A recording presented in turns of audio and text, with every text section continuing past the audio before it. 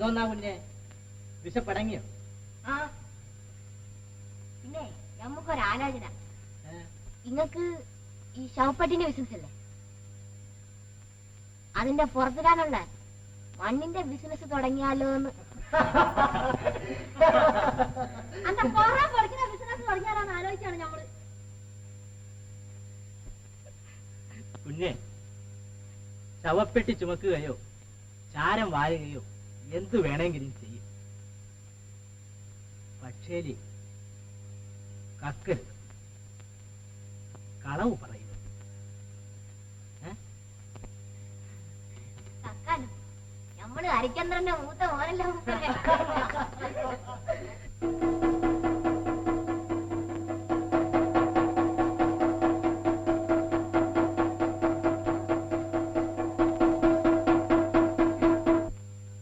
Licence ഇല്ലാത്ത വളർത്തു നായ്ക്കൾക്ക് ഉടനെ ലൈസൻസ് വാങ്ങി താലി കെട്ടേണ്ടതാണ്.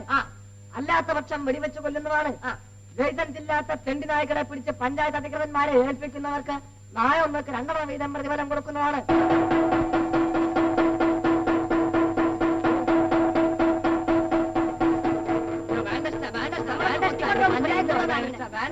നമ്മൾ തീർച്ചയായിട്ടും മുട്ടണം. പഞ്ചായത്ത് അറിയാൻ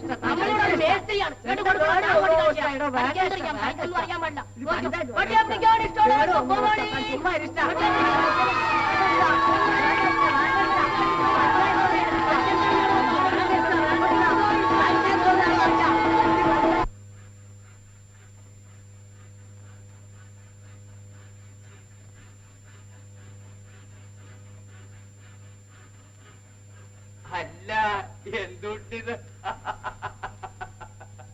കറിയത്തിന് അങ്ങനെ പണിത് കൂട്ടുകയാണല്ലോ. ചേട്ടനാന്നോ? വരണം, ഇരിക്കണം. ഇരിക്കാണ്ട് പാവില്ലടോ, എന്തുട്ട് ചൂടാ ചൂട്. വാരുണ്ണിച്ചേട്ടന് ഒരു കാപ്പി വേണ്ട, കുറച്ച് വെള്ളം ഇങ്ങോട്ട് കിട്ടിയാ തെറ്റില്ല. അന്നമ്മേ, അന്നമ്മേ, കുടിക്കാൻ സ്വല്പം വെള്ളം. സംഗതി അറിഞ്ഞു, ആളാ കിടങ്ങി. ആര്? നമ്മുടെ പന്തക്കാരൻ ചാക്കുണ്ണീട്ടൻ. ചാക്കുണ്ണീട്ടനെ കർത്താവേ, നല്ലൊരു മനുഷ്യനായിരുന്നു കേട്ടോ.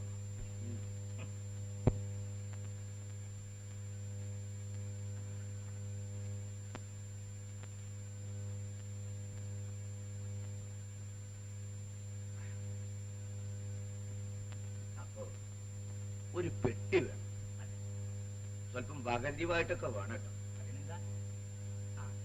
താഴ്ന്ന് അങ്ങോട്ട് ഇറങ്ങാം, അളവെടുത്തില്ലെങ്കിൽ ശരിയായില്ല.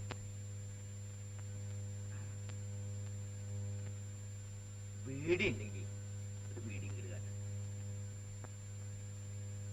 അന്നമ്മേ, മുഹമ്മദ് അലിയുടെ കടയിൽ നിന്ന് ഒരു കെട്ടി ബീഡി ഇങ്ങ് വാങ്ങിച്ചേ.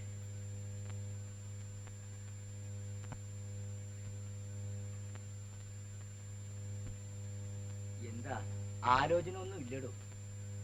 പേരെ നിറഞ്ഞ് ഇങ്ങനെ നിൽക്കുമ്പോ സംഗതി സുഖപ്പെടില്ലാട്ടോ. എന്തോന്ന് ചെയ്യാൻ? ഈശോ മിശിഹായുടെ കരുണയുണ്ടെങ്കിൽ എല്ലാം നടക്കും. കഴിഞ്ഞ വർഷം പാലായിൽ നിന്ന് ഒരു അന്വേഷണം വന്നതാ. ശക്കമില്ലാതെ എന്ത് ചെയ്യാൻ?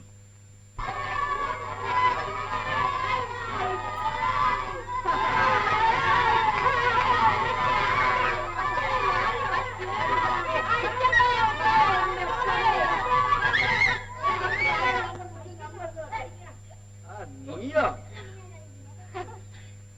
കാര്യസ്ഥന്മാര് ചാടിച്ചാടി ഇവിടം വരെ എത്തിയോ? പിന്നെ എന്തൊക്കെയാ ന്യൂസ്? ഇപ്പോഴോ ഇത്തിരി കഴിഞ്ഞിട്ടോ ബസ്? ബസ്സേ ഏത് ബസ്? KSN 1343 ആണെങ്കിലേ 1:30.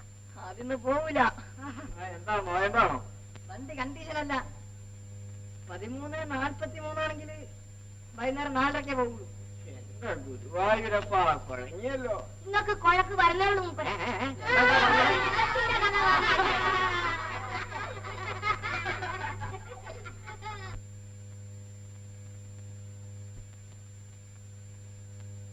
എവിടേക്കാ നായ?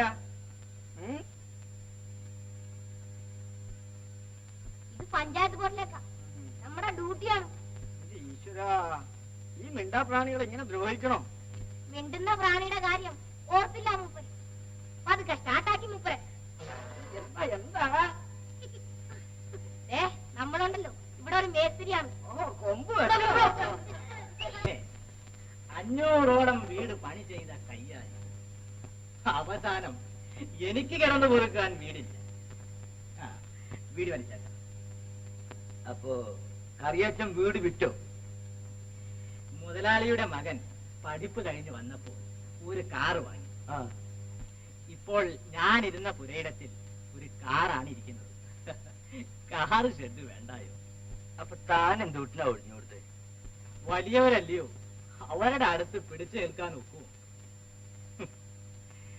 ഉളിപ്പെട്ടിയും എടുത്ത് മകളുടെ കയ്യും പിടിച്ച് ഞാൻ ഇങ്ങ് പോന്നു.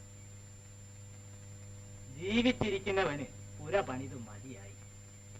മരിച്ചവന് മഞ്ചം പണി ചെയ്യാമെന്ന് തീർച്ചപ്പെടുത്തി. മരിച്ചവൻ നന്ദി കേടുകാട്ടുകയില്ല.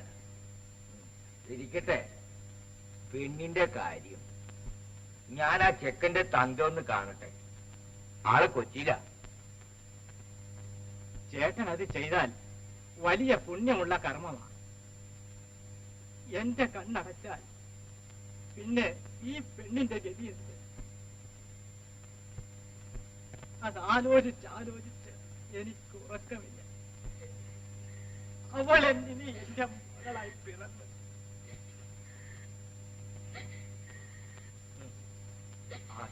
താൻ വ്യസനിക്കണ്ട, നമുക്ക് ഇറങ്ങാൻ കറിയാച്ചു.